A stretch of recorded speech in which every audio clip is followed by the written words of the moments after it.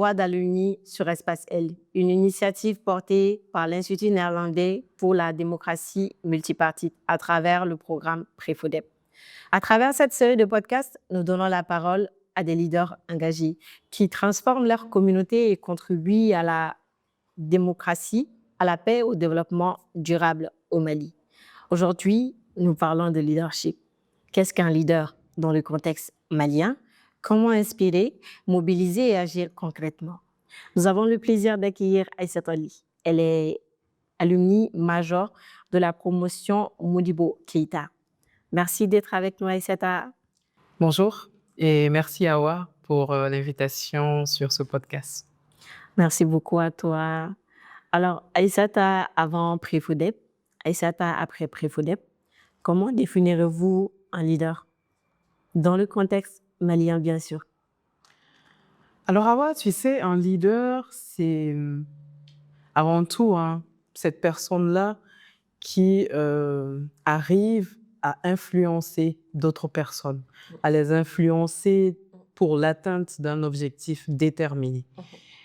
Définir le leadership dans le contexte malien, pour moi, ce n'est pas différent de la définition dans un contexte autre. Le leadership a une définition bien déterminée. Et c'est le même lorsque l'on est au Mali que lorsqu'on est en France, aux États-Unis ou en Chine. Quoique le contexte malien a aussi ses particularités. Même si la définition ne change pas, nous sommes quand même face à une situation où l'application du leadership peut avoir ses particularités. Lorsqu'on dit leadership, lorsqu'on dit leader, il faut savoir qu'il y a des normes. Et ces normes, pour moi, c'est d'abord la capacité pour une personne de se hisser, donc de se démarquer dans la société. C'est aussi cette capacité à appréhender les choses, donc à les comprendre, à les analyser, à poser les problèmes comme ils sont et à apporter des solutions à ces problèmes-là. Et enfin, le leadership ne part pas sans action. Donc, le fait d'agir est une particularité vraiment importante du leadership.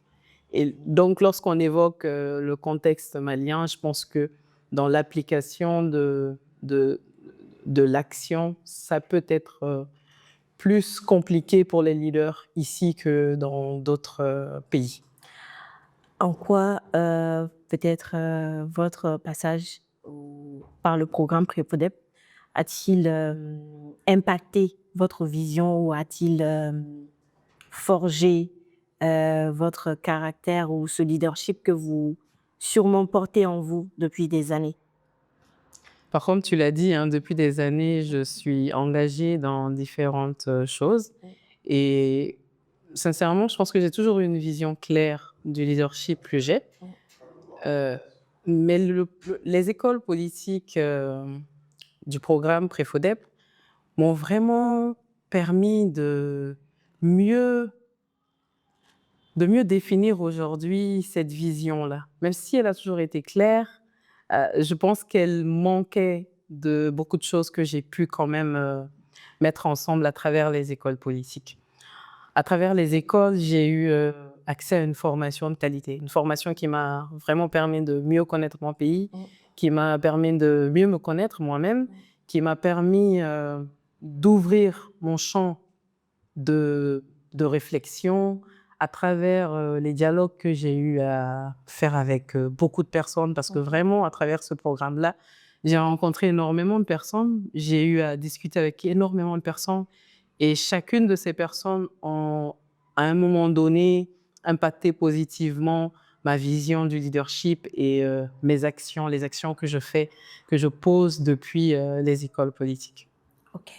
Et c'est vrai que l'école politique de la Prefodep a vraiment été un élément essentiel pour vous, qui vous a permis vraiment de mieux exprimer ce leadership-là que vous portez en vous.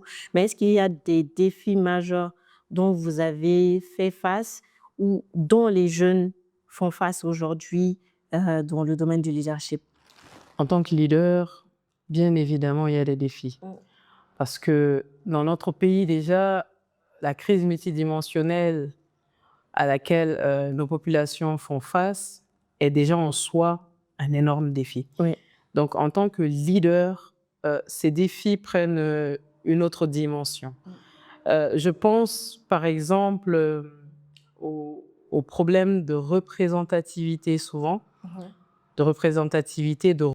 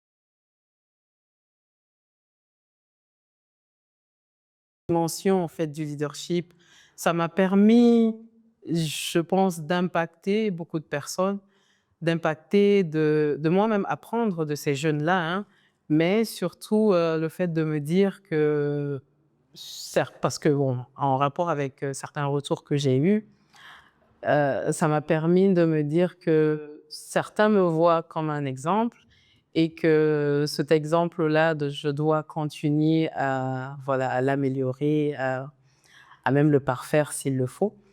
Et donc, je pense que ça, c'est vraiment l'expérience qui m'a véritablement permis d'affirmer mon leadership, de l'exercer et d'impacter. Comment ce leadership-là peut contribuer au développement de la démocratie et contribuer à une paix durable? Alors, la démocratie, il n'y en a pas s'il n'y a pas de citoyens engagés. Le leadership, on ne peut pas en parler sans parler des citoyens engagés. D'accord? Le leader, pour moi, dans son leadership, doit être d'abord cette personne qui rassemble. Et pour qu'un leader puisse vraiment être bénéfique à la démocratie, à la paix, au développement, il faut d'abord que ce leader soit un rassembleur. D'accord? Et pour moi, la démocratie passe nécessairement par cela. Aujourd'hui,